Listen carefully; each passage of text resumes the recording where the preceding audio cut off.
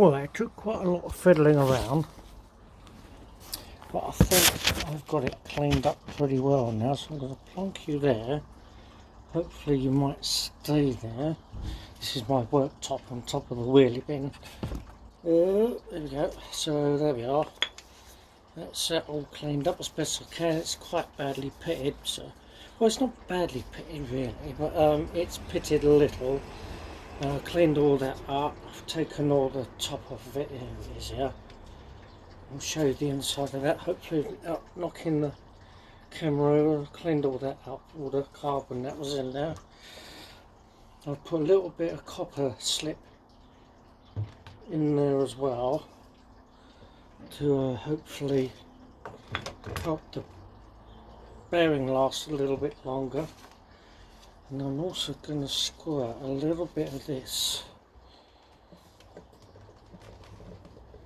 Oh, it doesn't seem to want to come apart now, which is just typical, isn't it? Come on.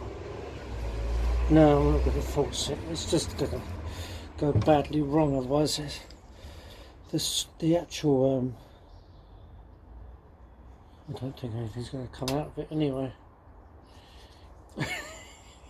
It's just typical, isn't it? Oh no, there we go. So I'm going to squirt some of that. It's just what's called thread lock, with a view to hopefully keeping water and crap. Not that I intend on doing deep water wading in this vehicle, because I'll be honest, it's been there and done it. And I have no intentions on putting it through it anymore. People say, it's a 4x4, you should be taking it off-road. Well, that's all very well, as long as you can afford to start putting it back together again once it's all bollocks. So I'm going to squeeze some of that into that gap. There, like that. So when I tighten these bolts down, which I hasten to add, are also nice and clean. And they're going to get a little squirt of the old copper slip as well, because this stuff is like a life giver to an old car. A little bit of copper slip on threads and stuff like that, because these were absolute buggers to get out. I had to put the blowtorch on one of them because it just wouldn't come off, and you're just going to end up either snapping it or just chewing the top of it to pieces. But it came out without any trouble, which is always a good thing. So now all I've got to do is try and work it out, it all goes back together. I'll plonk that one in there. I'm going to plonk that one in there. I'm going to put the lid back on that before that all leaks out.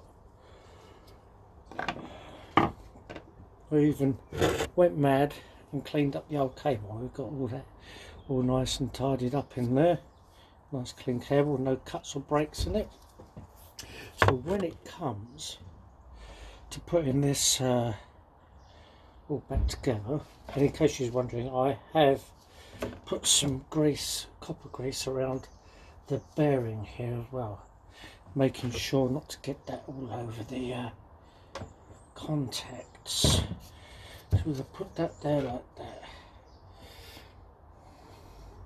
and then this, I'll be watching carefully because I'm not. That's going to slide in there real nice and careful. Here it goes. That's that bolt there lined up. He says famous last words. It's not there yet. We are not home yet.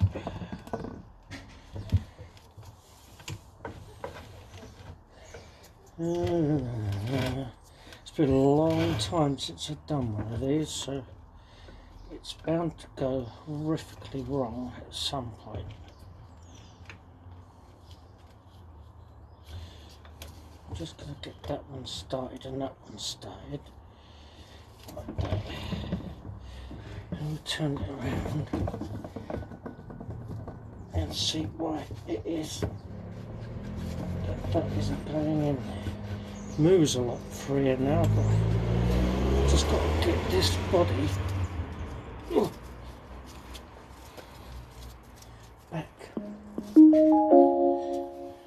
That was the speaker going off. Been listening to music while doing this to try and... Why is it not going in then? I'm going to have to undo them again and take a peek in there. Whew.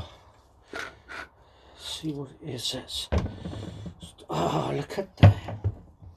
One of the contacts is shifted.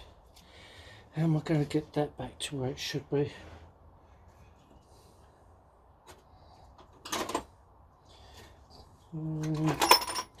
That might do it.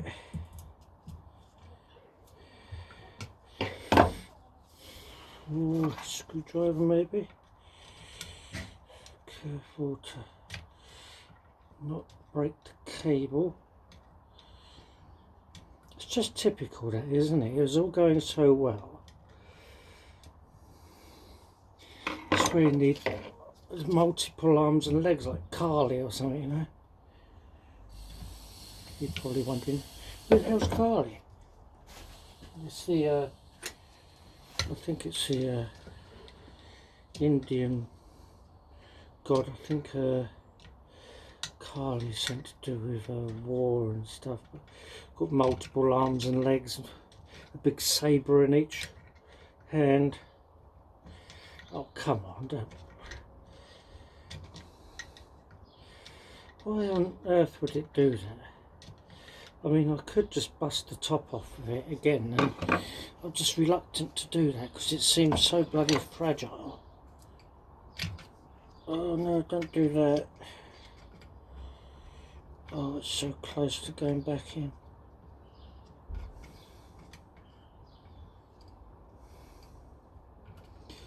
Oh, it's just absolutely incredible that it should have done that.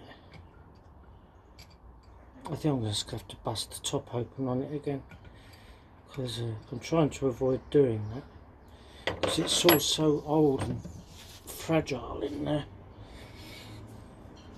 And I'm just going to... There we are. So that's the top off again. I'll have a look for the one that's come out. Relocate it.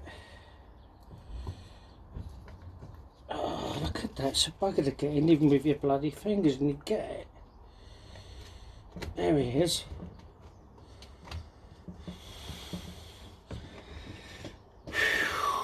Why is it that that wants to pop out? Because the others ain't coming out. Must be something to do with the way that cable's sitting.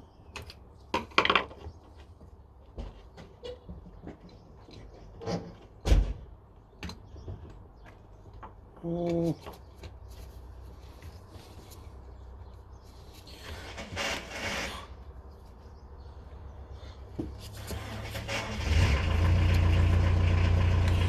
that in there like that.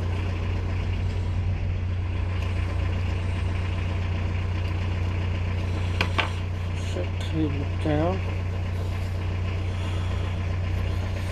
Put that back in its locating spot.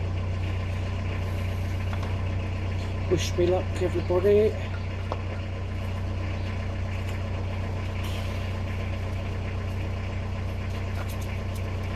Yes, there we are.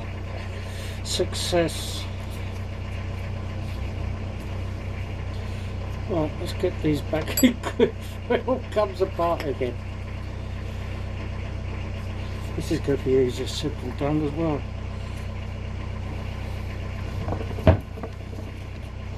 Right, put that back in there. I can't honestly see the hole. It's around here somewhere. Is that it? I think it is. Right, let's that one. I'm going to do that up a bit.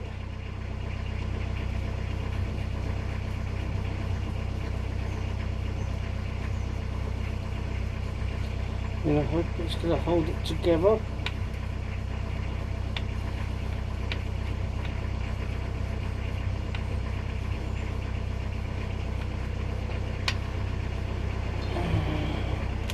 Right, let's get the other one in.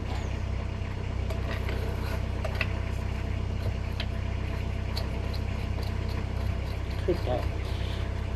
It's so worth cleaning the threads up, because then it'll just pretty much just screws back together.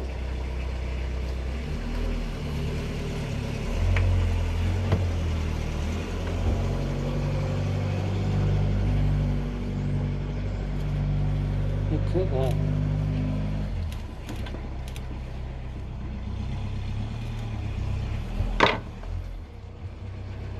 You don't know when, I'll tell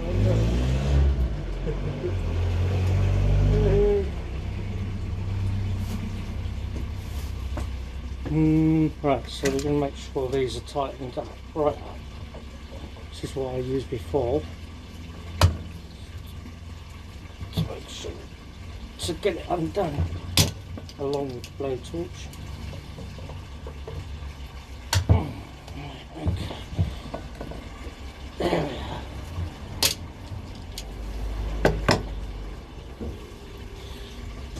Right, so that's all that crap off.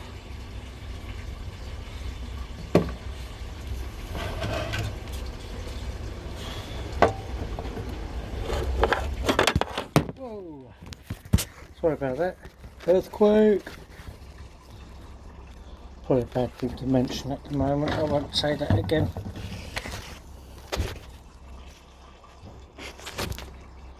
I'm going to get some. Is it going to stay still? Well, we'll give it a go. Right, so copper slip again. So we'll wind. This didn't actually move on its own. It's meant, if you can see that, it's meant to spin round on its own. It wasn't doing that before. So we'll put some of that in there. Around that threading.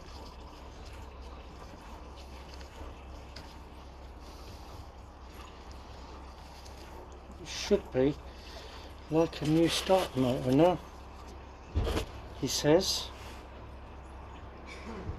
Very famous last words. Oh yeah. So yeah, that's it. Starter motor is cleaned and back together. I'm not going to bother putting it back on at the moment because Land Rover's not going anywhere, so I'll get the alternator back out of starter bay. Starter bay's a lovely chap down in Gloucester, and he'll fix your starter motors and alternators and stuff like that for a very, very fair price. I mean, he's overhauling my alternator, overhauling the whole thing for like 40 quid, so I really can't complain at that. So there it is, there's the starter motor, and it all works as it should now. So it should work a lot better than it was, as long as all that stayed together properly in there, which I am. Fingers crossed. If it hasn't, it hasn't, isn't it? Anyway, take care everyone. Catch you later.